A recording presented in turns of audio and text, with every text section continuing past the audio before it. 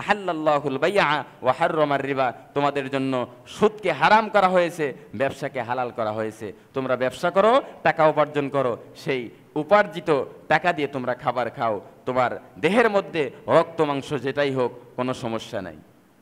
হারাম করেছে সুদকে, হালাল করেছে ব্যবসাকে। এবার দেখা যায় আমরা ব্যবসা করতে চাই না, আমরা সুদের পিছে দৌড়াচ্ছি, সুদের পিছে সদা সর্বদা সুদের দিকে আমরা অগ্রসর হতে আসি। আমরা ব্যবসা করতে চাই না, কারণ বর্তমান ব্যবসা করা খুব বেশি টাফ হয়ে গেছে। একজন 2 লক্ষ টাকা দিয়ে একটা ব্যবসা শুরু করবে, দেখবেন প্রথম যখন ব্যবসা শুরু করছে কাস্টমার আসবে মালামাল কেনাকাটাও করবে, 1000 টাকার সদাই করবে, প্রথমবারে 1000 টাকাই আপনাকে দেবে, দ্বিতীয়বার বলবে ভাই 500 টাকার সদাই আমাকে দাও। আপনি দিবেন, দেখবেন বাড়িতে যাবে, বলবে টাকা বাড়ি থেকে নিয়ে আসি। এই যে নিয়ে আসি বলে চলে যাবে, আর সাক্ষাৎ করবে না।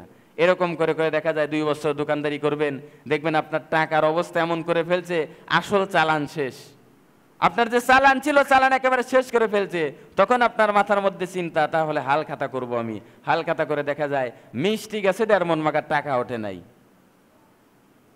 প্রত্যেকের বাড়িতে কার্ড দিয়েছেন, যার বাড়িতে কার্ড দিয়েছেন 1000 টাকা বাকি, ও হাল খাতাই আসে নাই। অথচ 100 টাকা বাকি, 50 টাকা বাকি, ও কার্ড দেন নাই, তারপরে আপনার হাল খাতা খাওয়ার জন্য আসছে, মাত্র 50 টাকা বাকি।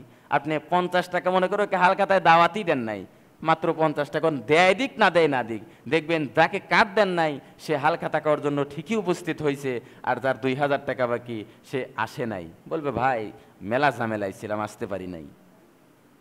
হাল খাতা করছেন, মিষ্টি শেষ, কিন্তু টাকা ওঠে নাই, 50,000 এখনো পড়ে আছে। চিন্তা করতেছেন না, এই দেশে আরজাই করা যাক, ব্যবসা করা যাবে না। দোকানপাট বিক্রি করে বলতেছেন যে গাড়ি কিনবো।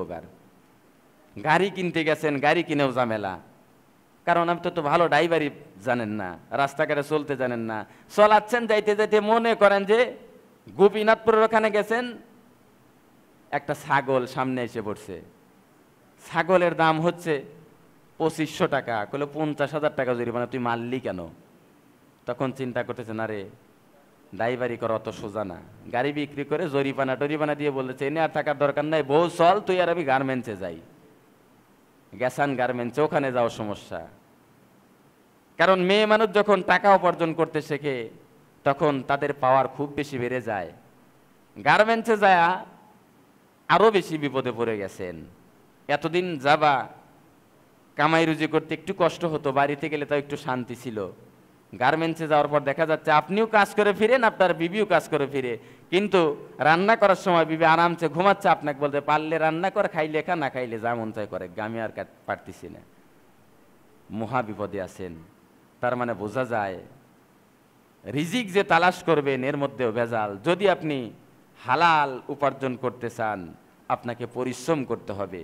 পরিশ্রম করে অল্প টাকাও যদি হয় সেই টাকার খাবার যদি আপনি খান, আপনার সংসারের মধ্যে শান্তি থাকবে, আপনার সংসারের মধ্যে আরাম থাকবে, আনন্দ থাকবে। যদি হারামের দিকে হাত বাড়ান তাহলেই জীবন শেষ হয়ে যাবে।